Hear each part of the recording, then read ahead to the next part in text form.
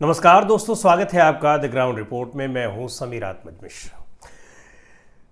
चुनाव आयोग इस समय एसआईआर को लेकर और राहुल गांधी ने महादेवपुरा यानी बेंगलुरु सेंट्रल लोकसभा सीट की जो एक विधानसभा सीट है महादेवपुरा, उसको लेकर जो सवाल उठाए हैं, इन दोनों मुद्दों पर वो बुरी तरीके से घिरा हुआ है। पूरे देश भर में इसको लेकर चर्चाएं हो रही हैं और चुनाव आयोग किस तरीके से पूरी चुनावी प्रक्रिया को प्रभावित कर रहा है वो प्रमाणों के साथ राहुल गांधी ने निकाल कर रख दिया और एसआईआर में भी तमाम तथ्य और सबूत सामने आ रहे हैं। लेकिन चुनाव आयोग राजनीतिक दलों को एक सिरे से झूठा साबित करने पर लगा हुआ है। एक लाइन की बात वो कह देता है कि ये गलत बोल रहे हैं, झूठ बोल रहे हैं।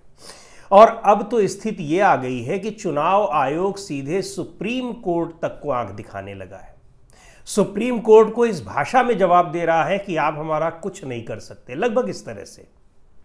कैसे आपको बताते हैं। अभी सुनवाई जब एसआईआर को लेकर हो रही थी, उसके बाद सुप्रीम कोर्ट में एक अलग याचिका दायर की गई, चूंकि इसी दौरान चुनाव आयोग ने एक ड्राफ्ट मतदाता सूची जारी कर दी। यानी जो एक पहले चरण का जो उसने एसआईआर कंप्लीट किया उसका उसने एक ड्राफ्ट जारी किया, यानी मतदाता सूची वो जारी की। वो फाइनल नहीं है, चूंकि अभी बहुत सारी आपत्तियां लगनी है और 1 सितंबर तक आपत्तियों के लिए समय दिया गया है। उसके बाद वो फिर फाइनल लिस्ट उसी के आधार पर जारी करेगा। इसमें 65 लाख मतदाता बिहार में गायब कर दिए गए, यानी वो वोटर लिस्ट से बाहर हो गए हैं।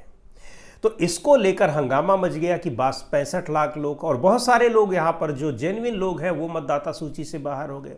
चुनाव आयोग कहना है कि जो भी जेन्युइन लोग हैं उनमें से कोई बाहर नहीं होगा। खैर, अभी हम बात करते हैं कि किस तरीके से उसने सुप्रीम कोर्ट को आंख दिखाई है, उसकी चर्चा हम करते हैं।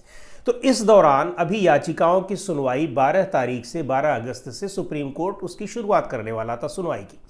लेकिन ये जब मसौदा सूची आ गई और 65 लाख मतदाता बाहर कर दिए गए बिहार के, तो फिर इसको लेकर एडीआर जो एसोसिएशन ऑफ डेमोक्रेटिक रिफॉर्म संस्था है, चुनाव सुधारों को लेकर चुनाव से जुड़े मुद्दों पर ये काम करती है, रिसर्च करती है और बहुत सारे डॉक्यूमेंट तैयार करती है, दस्तावेज तैयार करती है, रिसर्च करती है और बहुत सारे तथ्य उजागर करती है।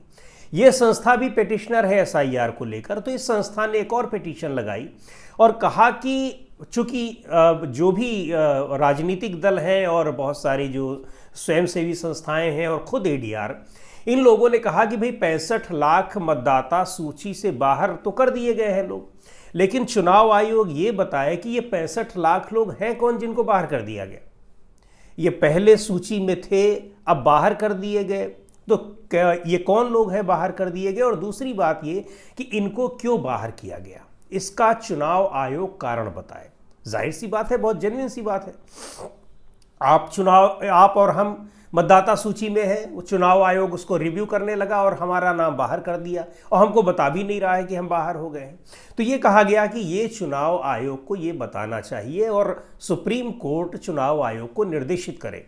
चुनाव आयोग ने भी देखा कि ये तो ज़बरदस्त मनमानी है, तो चुनाव आयोग ने सीधे तौर पर अभी 6 अगस्त को जब सुनवाई इस पर हो रही थी, बहुत ही कड़े शब्दों में चुनाव आयोग से कहा सुप्रीम कोर्ट ने कि आपको ये सूची देनी पड़ेगी किन लोगों को आपने मतदाता सूची से बाहर किया है और आपको ये भी बताना पड़ेगा कि किन वजहों से आपने बाहर किया है, और ये सारी सूचना आपको शनिवार तक यानी 9 अगस्त तक देनी है। इसका एफिडेविट आप जमा करिए। चुनाव आयोग ने शनिवार को एफिडेविट जमा किया, बहुत सारी बातें बताई उसने, जो अभी तक वो पूरा प्रवचन अपना करता रहा है कि कोई भी मतदाता सूची से जेन्युइन व्यक्ति बाहर नहीं होगा, जिनको आपत्ति है वो हमारे पास आपत्ति लेकर आए, ये सारी बातें उसने कही। लेकिन जो मूल सवाल था और जिस पर बहुत ही तल्ख शब्दों में सुप्रीम कोर्ट ने कहा था कि आप इसको बताने के लिए, ये पूरा ब्यौरा, ये पूरा विवरण देने के लिए बाध्य है कि किनको आप मतदाता सूची से बाहर कर रहे हैं और बाहर क्यों कर रहे हैं।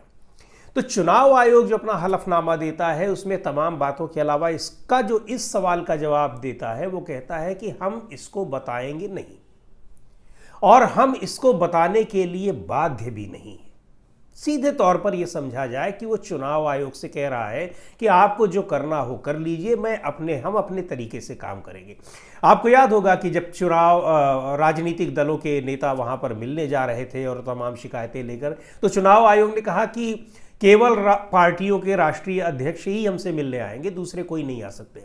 तो लोगों ने सवाल किया कि तमाम राजनीतिक दलों ने, ऐसा क्यों है? तो बोला ये नया चुनाव आयोग है। यानी ये नया चुनाव आयोग है, नए भारत का नया चुनाव आयोग है जो संवैधानिक दायरे से बाहर निकलता भी है और सुप्रीम अथॉरिटी जहां पर सबकी सुनवाई होती है सुप्रीम कोर्ट में, उससे ये कहता है कि हम दायरे से बाहर भी निकलेंगे और आप भी हमारा कुछ नहीं कर पाएंगे। ये बड़ी हैरानी की बात है कि कैसे ये सुप्रीम कोर्ट को चैलेंज कर रहा है। हालांकि अब 12-13 तारीख से इसकी सुनवाई होने वाली है और अब सुप्रीम कोर्ट इस पर क्या एक्शन लेता है ये देखने वाली बात होगी। लेकिन ये कितना गंभीर मसला है कि चुनाव आयोग किस तरीके से सीधे तौर पर सुप्रीम कोर्ट को आंख दिखा रहा है। और एक बात और, ये जो मसौदा सूची तैयार की गई है, आपको याद होगा कि तेजस्वी यादव ने प्रेस कॉन्फ्रेंस की और ये 65 लाख मतदाताओं किनके नाम गायब किए गए हैं इसका ब्यौरा मांगा चुनाव आयोग से। राजनीतिक दलों को तो चुनाव आयोग कुछ दे ही नहीं रहा है। राजनीतिक दल इसीलिए चुनाव आयोग को घेरे हुए हैं, संसद में चर्चा की मांग कर रहे हैं, क्योंकि चुनाव आयोग उनको कुछ समझ ही नहीं रहा है, तवज्जो ही नहीं दे रहा है। तेजस्वी यादव ने सवाल उठाया और उसी प्रेस कॉन्फ्रेंस में उन्होंने कहा कि मेरा खुद चुनाव मतदाता सूची से नाम बाहर कर दिया गया है।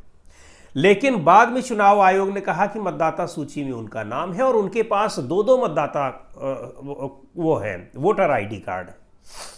अब यह है कि 2 मतदाता, पहली बात तो अगर 2 उनके पास वोटर आई कार्ड है तो ये चुनाव आयोग की गलती है।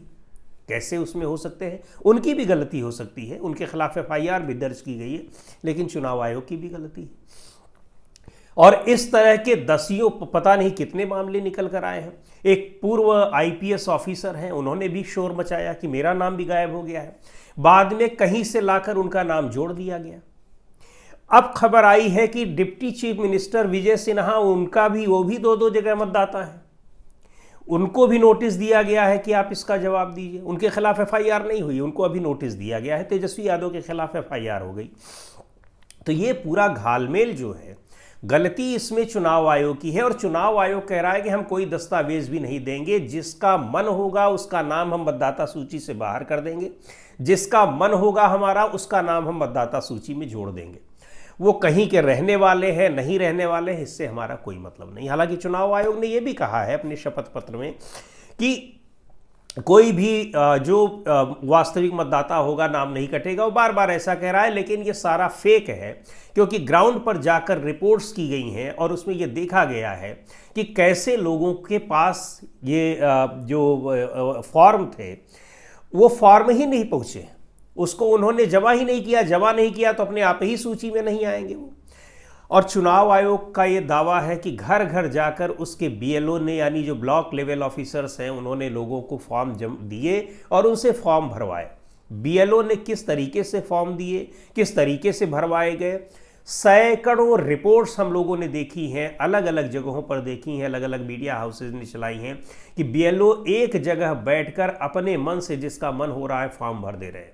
किसी के पिता का नाम नहीं है, किसी का कुछ नहीं है, साइन किए दे रहे हैं।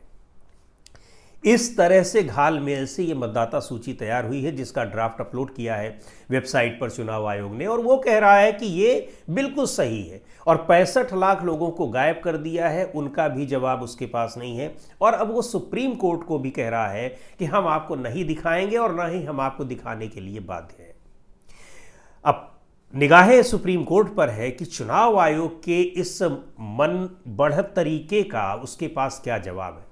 क्या चुनाव आयोग के खिलाफ कोई एक्शन लेगा चुनाव आयोग और सुप्रीम कोर्ट, या फिर इसको भी उसी तरीके से वो इग्नोर कर देगा जिस तरीके से एक सांसद ने, आपको याद होगा, निशिकांत दुबे, उन्होंने सुप्रीम कोर्ट के चीफ जस्टिस को, यानी भारत के मुख्य न्यायाधीश को, यहां पर दंगे कराने का उनके ऊपर आरोप लगाया था। उन धर्म युद्ध, गृह युद्ध छेड़ने का, गृह युद्ध भड़काने का आरोप लगाया था। लेकिन सुप्रीम कोर्ट ने उसका भी संज्ञान नहीं लिया। सुप्रीम कोर्ट में याचिका दायर की गई कि आप लीजिए संज्ञान इसका, लेकिन उस पर भी संज्ञान नहीं लिया। तो अब ये देखने वाली बात है कि इस मानहानि और अवमानना का भी कोई संज्ञान सुप्रीम कोर्ट लेता है या फिर नहीं लेता है। लेकिन चुनाव आयोग को लेकर जनता जरूर सड़कों पर उतर आई है। संसद में सुनवाई की मांग नहीं हो रही है, लेकिन विपक्ष लगातार सुनवाई की मांग कर रहा है।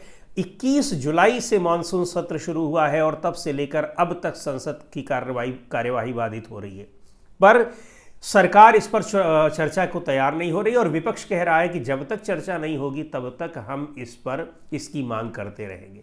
अब आज फिर सदन की कार्यवाही शुरू होगी, देखना है कि क्या होता है। लेकिन विपक्ष कतई इस पर झुकने को तैयार नहीं है, क्योंकि सब कुछ स्पष्ट है कि कैसे फ्रॉड हो रहा है, कैसे फर्जीवाड़ा हो रहा है। सरकार के साथ मिलकर किस तरह से सरकार को बनाने का काम चुनाव आयोग कर रहा है और चुनाव आयोग को बचाने का काम सरकार कर रही है।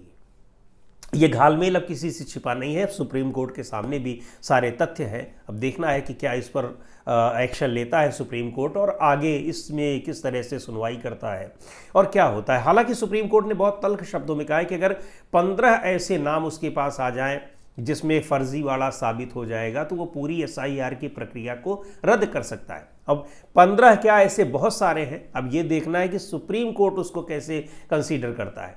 लेकिन जहां तक विपक्ष की बात है और जनता की बात है तो वो इसको लेकर चुनाव आयोग को बख्शने के मूड में नहीं है। और लोकतंत्र में जनता की ताकत बहुत बड़ी ताकत होती है। देखते हैं क्या होता है। आज की इस वीडियो में इतना ही। अगले वीडियो में फिर मिलेंगे एक नए विषय के साथ, एक नए मुद्दे के साथ। द ग्राउंड रिपोर्ट के यूट्यूब चैनल को आपने अब तक सब्सक्राइब न किया हो तो ज़रूर कर लें। हमारे वीडियोज़ को लाइक करें, शेयर करें और अपने सुझाव भी हमें ज़रूर भेजें।